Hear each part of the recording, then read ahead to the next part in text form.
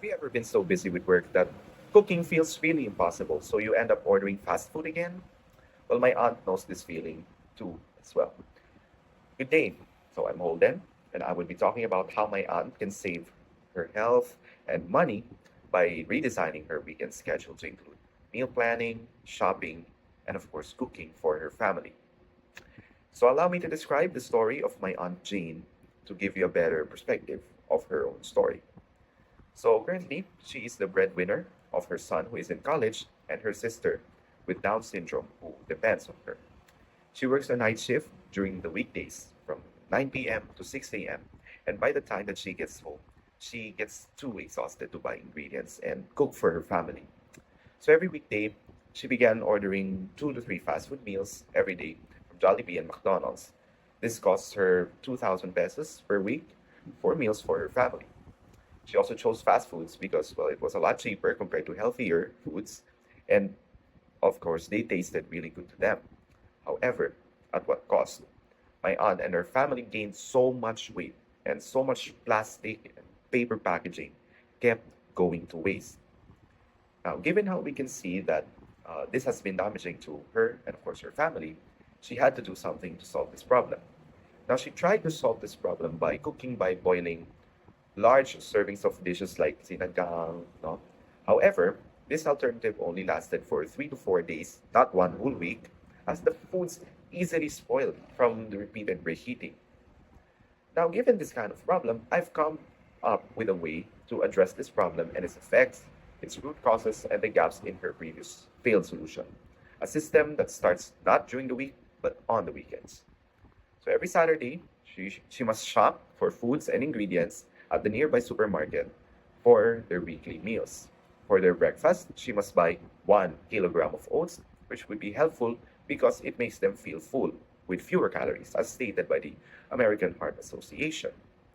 Next, for their lunch, she must buy chicken breast and some of affordable, long-lasting vegetables like potatoes, carrots, onions, and garlic, with the following quantities as presented in the slide, which would last for 1 week. Now, this would cost around 705 pesos, bringing their overall weekly food expenditure to 1,005 pesos. On Sunday, my aunt won't cook alone because she will do it with her son. Her son will do the usual kitchen tasks like chopping and following the recipe steps. Now, once they're done prepping the ingredients, they will be stir frying them into creative dishes, like, for example, the garlic chicken stir fry. They should also use healthy cooking oil options like canola and those with high smoking points to prevent them from burning easily, as recommended by Taiwanese chef Liv Wan. During their stir fry, they can also add condiments like soy sauce to add flavor. Now, after finally cooking them all, she must store these foods in their unused airtight containers. They have a lot. Meals cooked for day 0, just the same as the cooking day, up until day 3, must be refrigerated, while those cooked for days 4 to 6 must be stored in the freezer.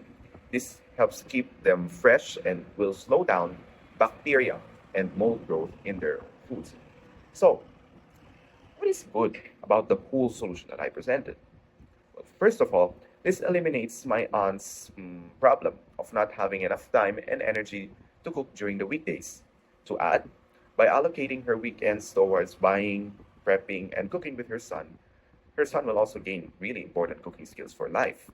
Second, by reducing the amount of unhealthy nutrients that they will be eating, like saturated foods, the meals that they would be cooking would help towards achieving a healthier lifestyle for them.